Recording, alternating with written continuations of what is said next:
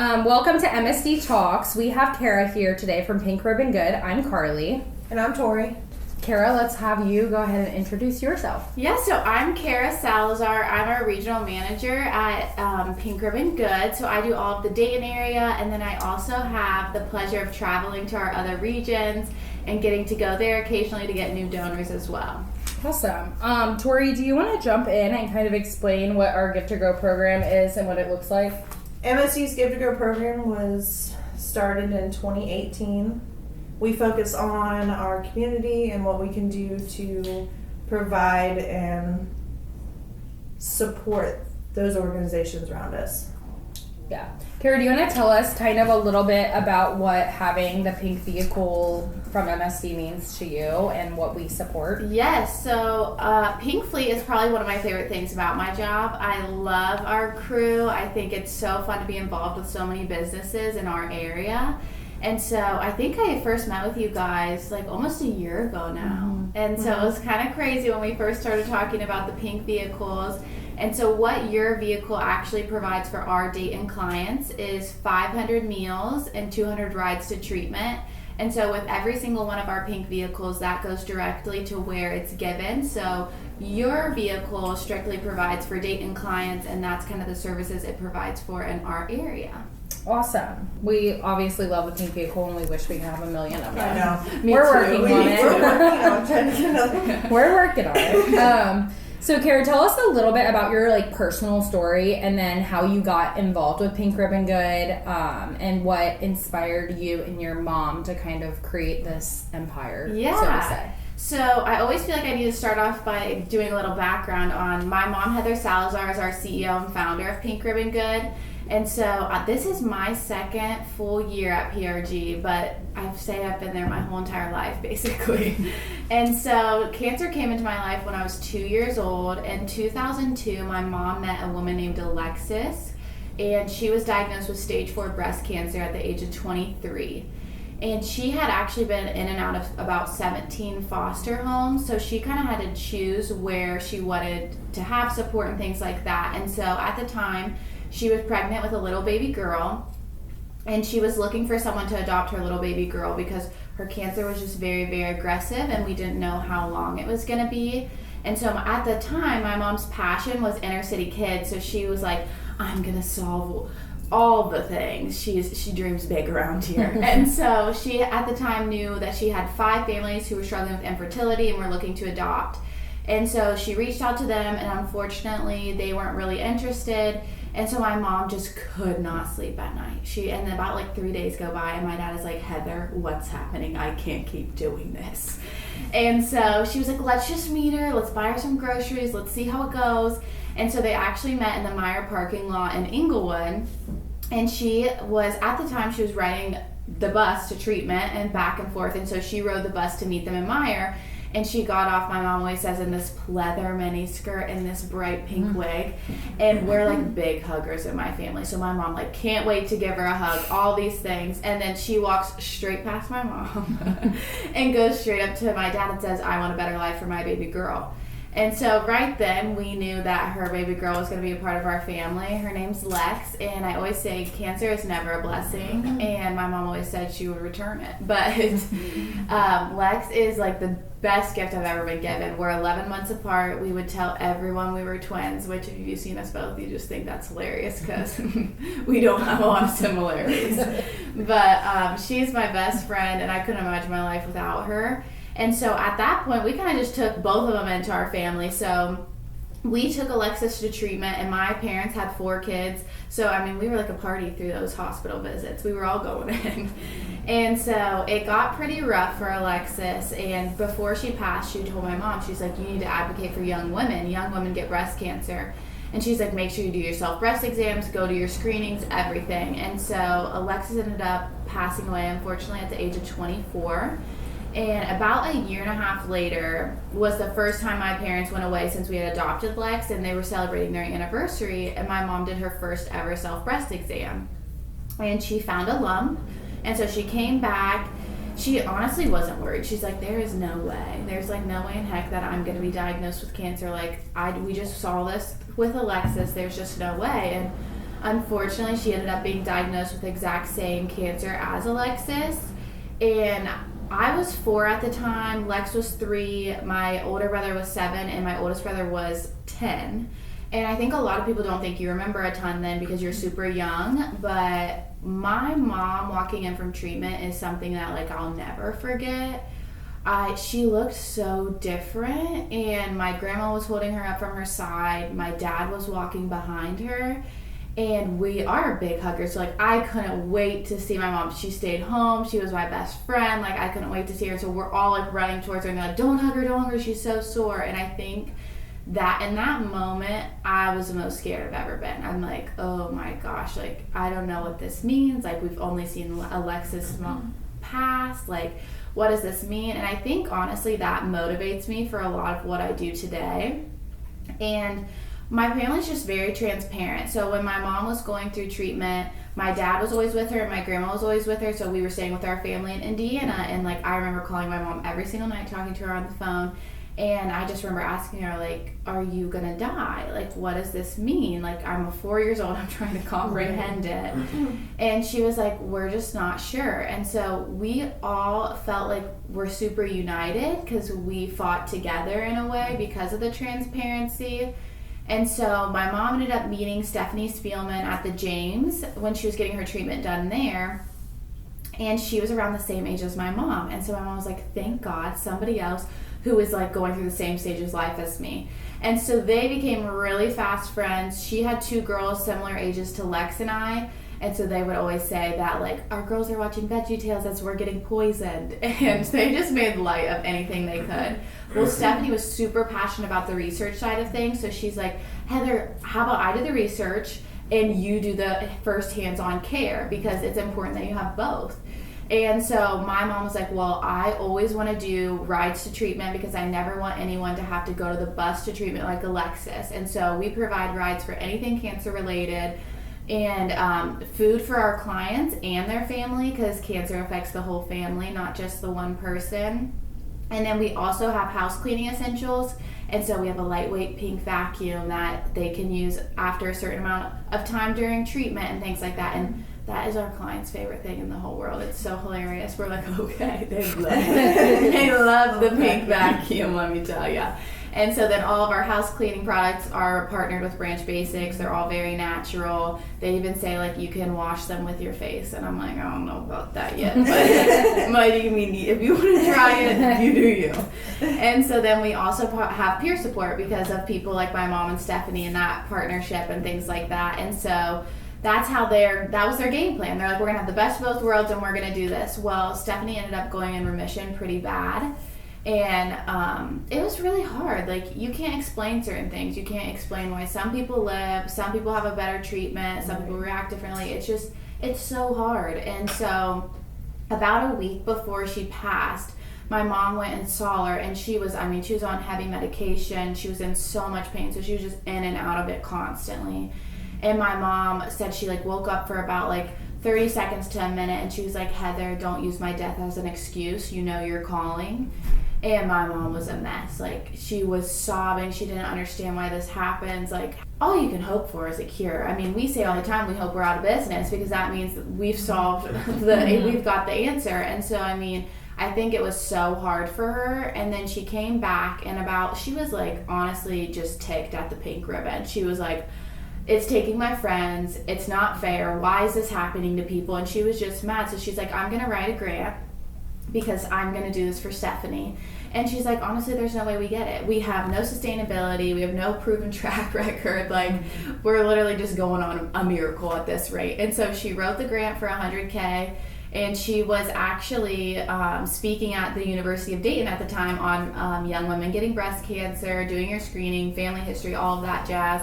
And she gets like 35 texts on her BlackBerry after. She's very adamant about saying her BlackBerry. And so I'm like, okay, yeah, whatever you want to say. And she was like, everybody's like, we won the grant. Like, we were like so ecstatic. We couldn't even believe it. We got someone in Troy to match the gift, and that's how we got started. And so we grew very organically, it was like we were catering with someone local, and honestly, we were a hot flipping mess. The meals were exploding, and if you knew us, you were delivering meals. Like, we had this little pink PT Cruiser, and I'd be on the way to soccer practice. We'd have the meals in the Sam's Club's bag, and Lexi and I'd be like running them up there. We're like running up. We're like, we're here to deliver your meals. And then, you know, we stay for hours to discuss because my mom's a bit of a chatter. And so, like, we just were growing so much. And my mom honestly was like, I feel like I'm failing. I'm failing as a mom. I'm failing as a business owner. How do we figure this out? And so my dad, he was like, I'm going to send her favorite chocolate-covered strawberries, and maybe that'll cheer her up. And so she gets them on our door, and they're frozen, and she's like, oh my gosh, we have to freeze the meals. And so, like, we just grew very organically. We grew very, like, this is our home, this is who we are. My mom's very adamant that our headquarters will always be here. And so that's just kind of how we got started. And so now we're able to be all over the place, kind of. We're in Cincinnati, Columbus, Dayton, Ohio. We're getting ready to start in Lima in December. Awesome. And then we're in Bay Area, California, St. Louis, Missouri, Buffalo, New York, and we're actually piloting in Louisville right now as well. Awesome. Yeah. Can you kind of tell us, like, what year, like, kind of give us a timeline year-wise of, like, when this started, and, like, kind of compare it to where you guys are now and how much you've grown as far as percentage-wise and all of those good details. So in 2013, we started our first full year of services, and we were providing services for Cincinnati and Dayton. And so we provided around, I think, 30,000 meals our first year. And to just shine some light on that, last year, so in 2023, we provided 250,000 meals. And in 2023, we served our 1 millionth meal. So over the past 5 years, we've grown 400%. And so it's quite rapid. We're growing quite fast. And so we're always trying to partner with new people and spread, because ideally, like my mom, as I was saying earlier, we do dream very, very big.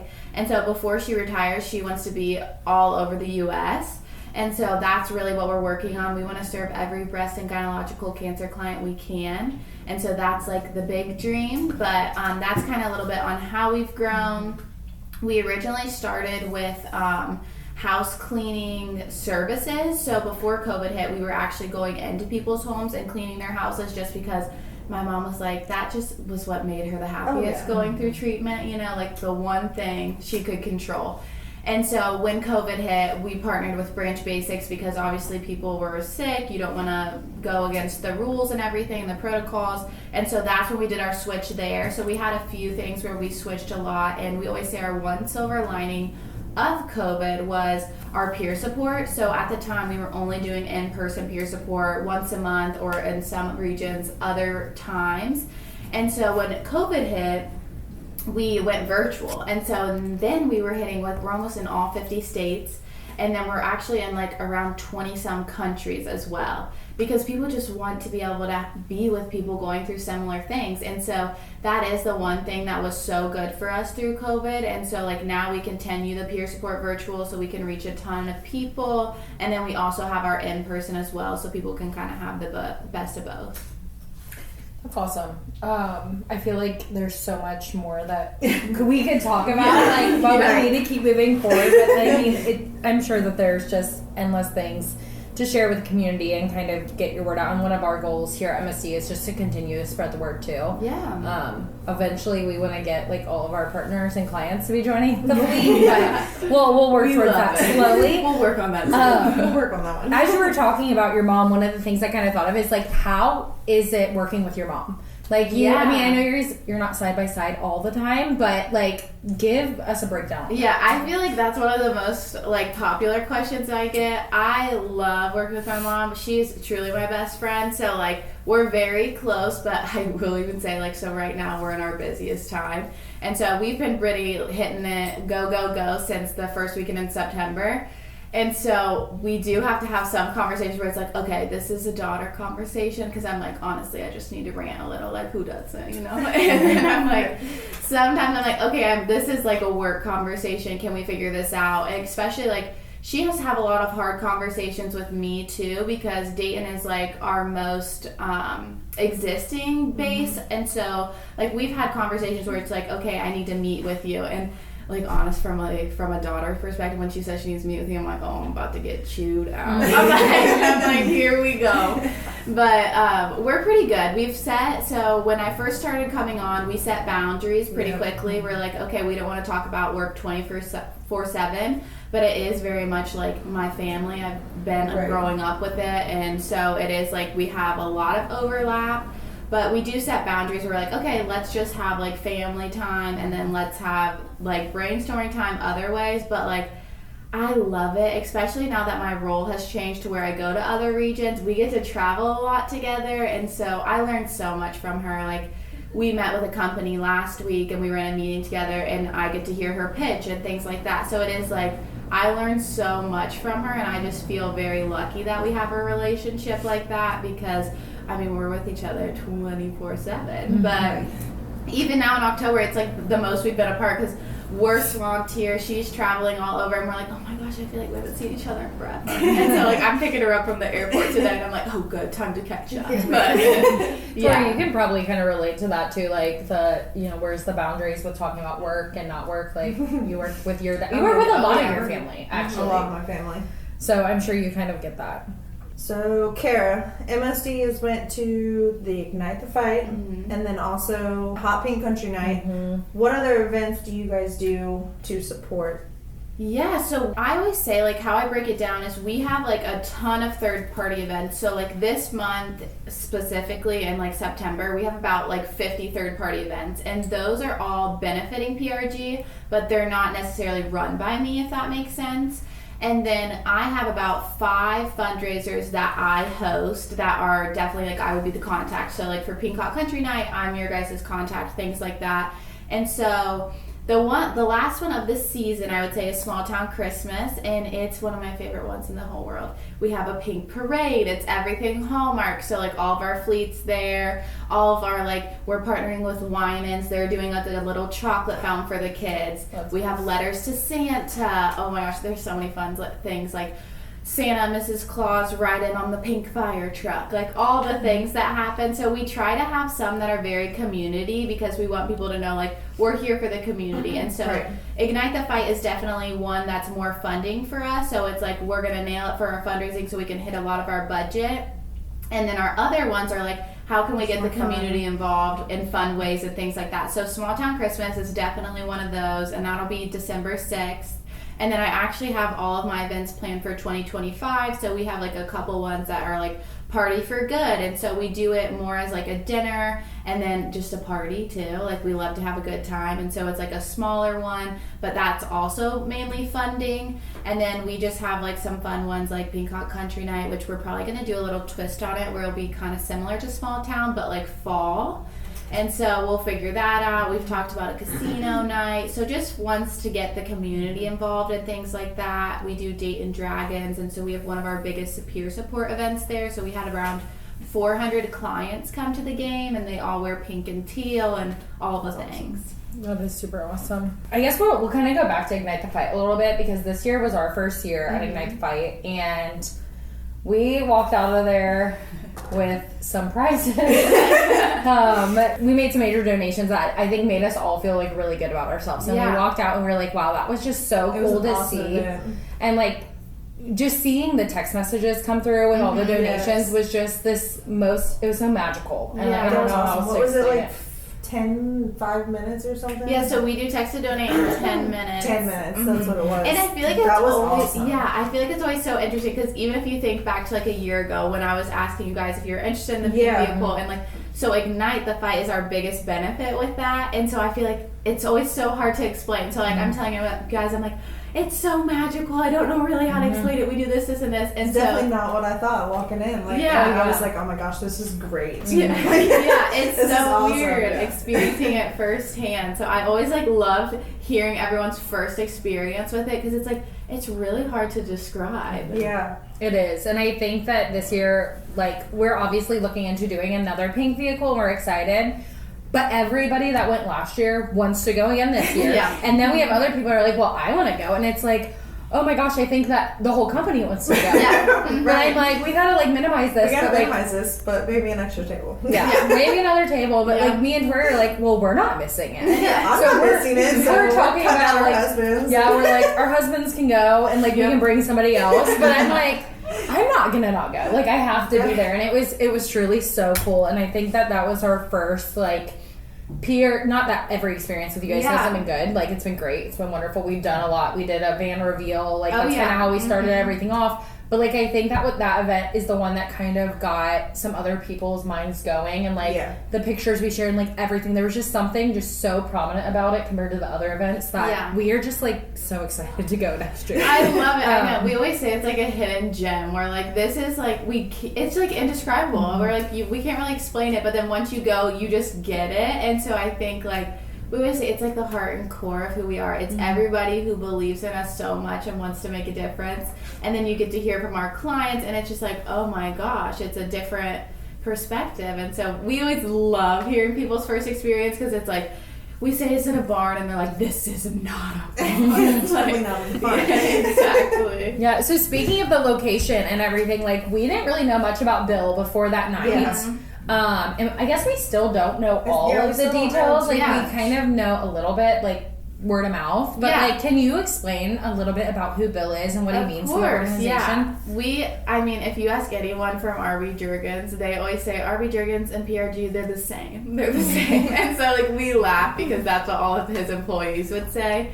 And so, Bill, I mean, he's been with us for a long, long time. And so, like, last year was just really rough. Like, even I went to drop off the pink fire truck at Bill's yesterday, and like you go back there and it's so beautiful, and I sent a picture to my mom and she's like, I just miss him so much. And so it is like he is just a huge part of who we are. And so he actually was one of our first pink fleet, and so we got our first trucks, I want to say in maybe around 2017. And so it was Bill Jurgens and Ernst, so John Ernst, and then Will Gross was there with my mom.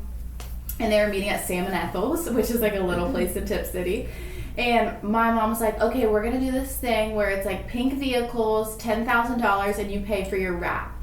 And Bill, just spoken like true Bill, he goes, $10,000 a month, all right, I'm in. And my mom's like, if I was a better fundraiser, I should have said yes. She said that She's like, first. that would have been my whole budget for the year. Like, it was so hilarious. And then John was like, I need the details. Where's it going? What's the financials? How's this look? And so it was just so hilarious, those two together.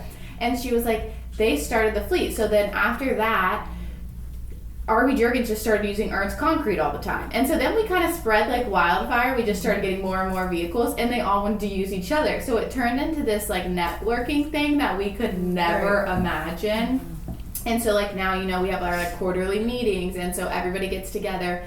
And it's like so amazing because it's predominantly men, and so to see them so on fire for a cause, and like when they're in that room, I mean, they're talking about some hard things that have happened to their businesses, and they're like just trying to help each other so much because we have some businesses who are just starting out, some who are like circling into retirement. So it's just an amazing room to be in, and Bill kind of like created that all. He created the atmosphere where everybody wants to stay. A lot of Ignite and why it's so fun is Bill. Like he was like, you know what, yes, they can cry a little, but let's make it a party. Let's make them know truly who you are, but then let's celebrate our wins. And so like even with the confetti, and when we put off the confetti, Bill's like, I never want it to be anything for money. I always want it to be something bigger. And so when we got to our 1 millionth meal, we popped the confetti for the first time, and he was like, this is the best thing in the whole world. We're having confetti every year. I love it so much. And so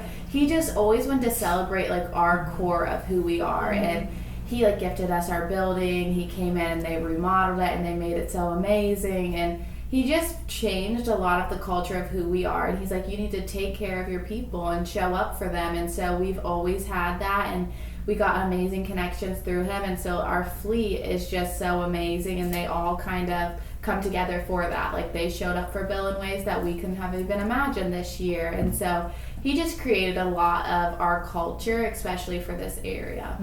So as you continue to expand, Ignite's going to get bigger every year. It was really big this year. I know you guys talked about the difference between last year and this year. Yeah. And you guys have definitely grown.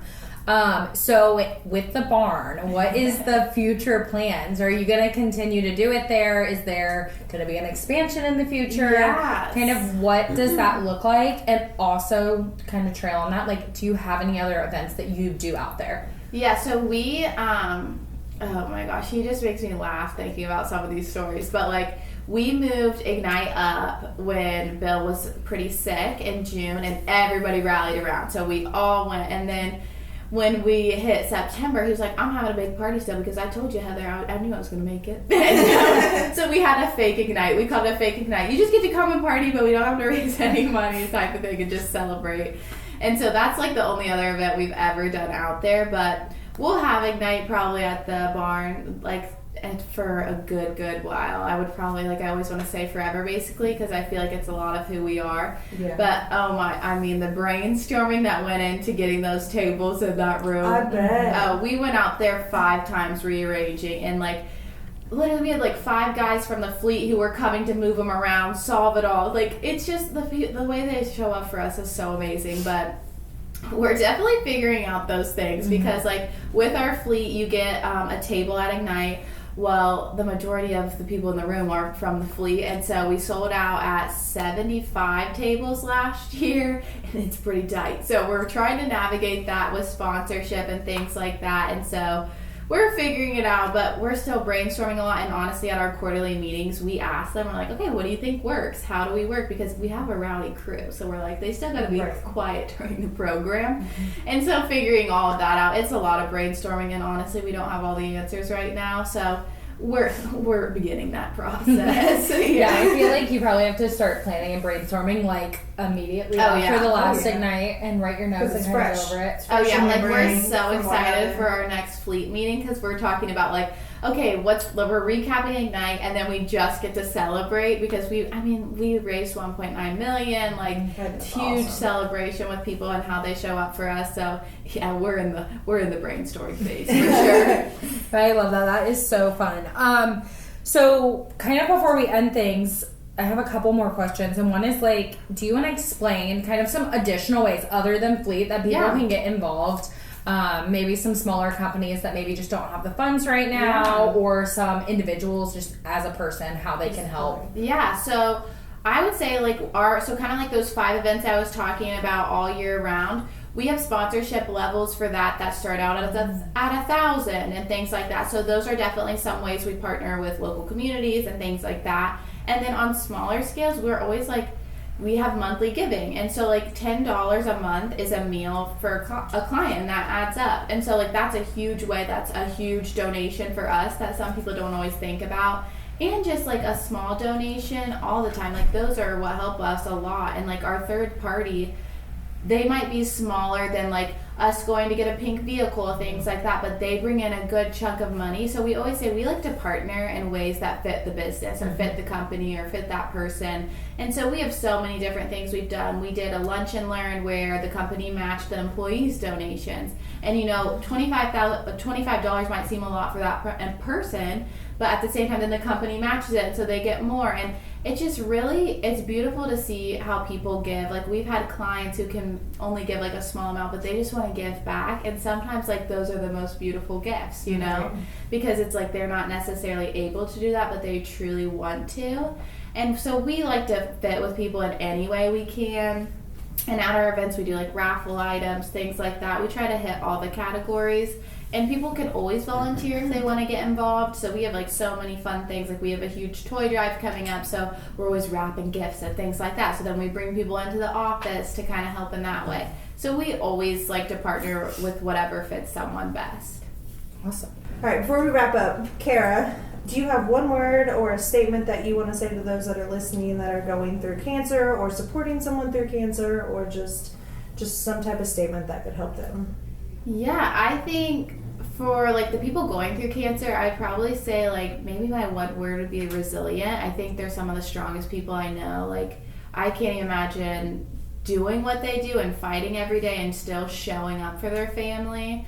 And then I think like the hardest thing for someone who's close to somebody who has cancer, a lot of times those people tend to fade out. I would just encourage to show up for them. You don't always have to have the right words to say, just be there. And I think that's all they really want. Listen to them and be there for them. And I think that's like one of the most ways you can show up for someone. Thank you for coming out here I'm and so glad I got to be giving here. us more information on PRG and letting everyone know what you guys do and how you help those that are going through this. Thank you. I feel like she might need to come back for a part 2. I know. I feel like we need a part 2. Maybe we'll Yeah. do part 2 soon. But Yeah. yeah, thank you so much, Cara. We appreciate it. Perfect. Thank you.